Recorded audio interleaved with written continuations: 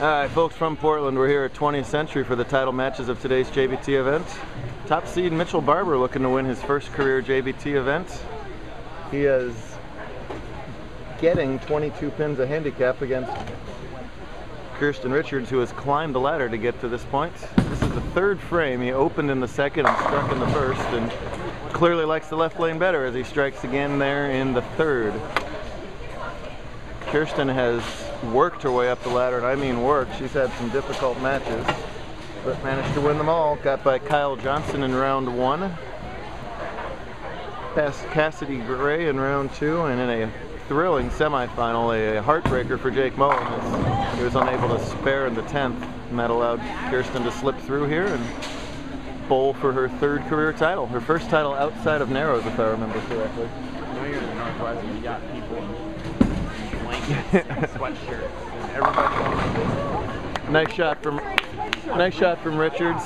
Meanwhile, it's 110 degrees in Phoenix, and we got sweaters. We got the director in a hoodie. Where's Tyler? Where's Tyler?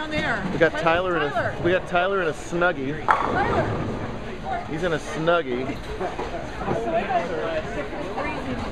As Evan said, welcome to the great Northwest.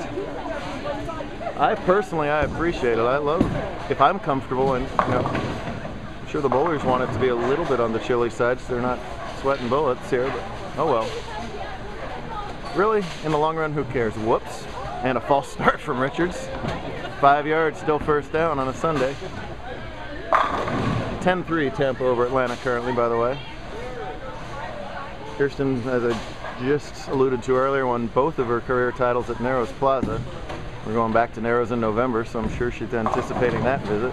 She's also the runner-up in last season's Touring Players Championship, losing, of course, to a fellow Northwesterner. So they have dominated that tournament over the year. Fine bowler.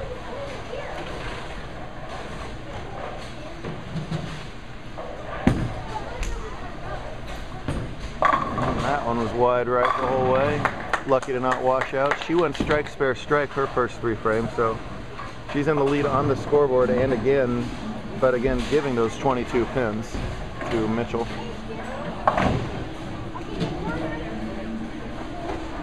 Key for Kjerstin is avoiding the old chicken wing. And that ball, if the elbow pops out right of where the center of gravity of the ball is, it's hard for her wrist to stay under the ball and get around it well. Let's see if she does it better. That looks a lot better. Atta girl, nice job on the spare. Okay, bowlers, those of you here for pick your price, it is going to be we're going to be running practice a little late tonight. Like 10, 15 minutes, depending on how Superman engages. Wasn't our fault. Gamblers, we'll get you started in just a minute. I got to get your other 2 lanes up. We had nothing to do with it.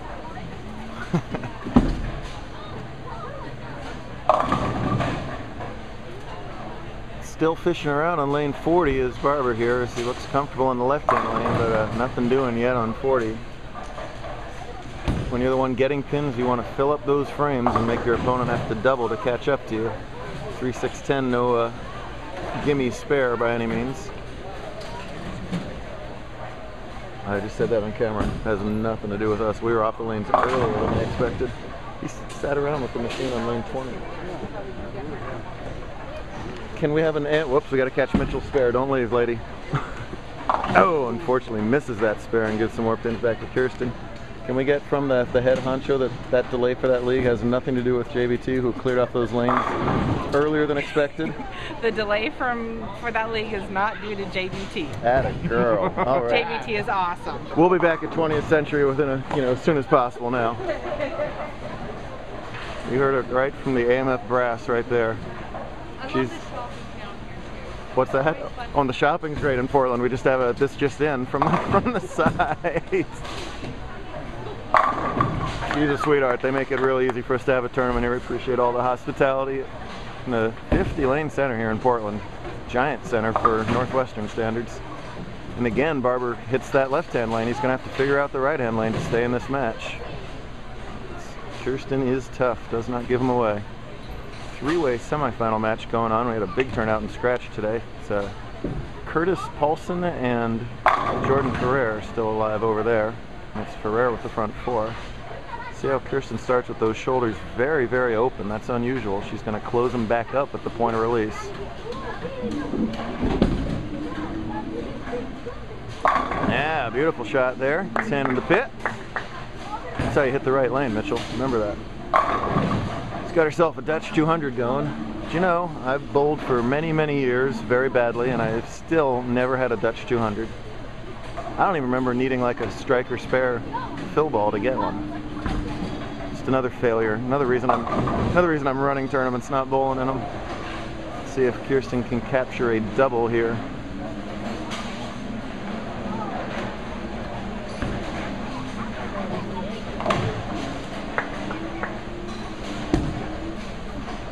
Another pretty good ball. Yeah, no doubt double right there. Beautiful 2 shots in a row for Richards. Giving that 22, and she has made up that 22 at this point. Let's see if Mitchell can do anything about it. Hitting this right-hand lane. Much more the modern cranker shot. You're going to see that wrist rotate counterclockwise under the ball. Pretty low backswing, but a lot of hand action there at the bottom. Nice balance, really. Oh! Mitchell will get more title matches, and he'll learn to jump as hard as he can on the approach and knock that 2-pin over one way or the other. Instead, 2 stands up. Better shot though. Let's see if he takes the hook out of this and goes hard and straight, or just plays it off his strike line. Looks like option B of the 2. And covers it up. Bowled on the Scorpion-ish lane condition. They have only what's called a 5-pad old wick lane machine here, so there's only so much you can do as far as putting out exact Scorpion. You got to give it your best approximation. Pretty Scorpion-ish look today. If you missed way too far left, it just hung out there forever. And it's true on most of those tougher patterns, not that much hold. That said, it's a pretty high friction surface here, and it wasn't that difficult today. It was a plus 19 cut in handicap, while scratch was minus 25, so a 195 average in scratch to make the cut. And for the first time, Barber misses on the left-hand lane. This will be obviously his career high finish no matter what. It's his first career title match. A couple other top 5s for him. Good to see one of our regulars bust into the top 5. Now watch this spare. He missed that 3-6-10 earlier. This time it's just the 6-10, and that time no problem. Kjerstin entered today at a 171 average, and that's going up. She was plus 172 after 8 today. Bowled very well. A high game of 243 back in game 2. And 3 of the 8 games under average. So under average a couple times, have made up for it with big games in between. 243, 202, 229, 213, all scratch throughout the course of the day today. Triple here would be a dagger in Mitchell's heart. I forgot to make that call again. No, and instead, it's a dagger in her own heart. It's right through the middle, and no luck breaking up the split. The ugly 4-6. Well, we say it over and over again. We've seen it come into play the last couple weeks in these videos. Get that 1 pin. You're not, in all likelihood, going to make this spare, and you never know when that count's going to come into play. Richard strikes me as a smart woman. Not just saying that because her dad's right next to me. And I like that move, making sure of the 1 right there. Want to see who wins it? Watch part 2.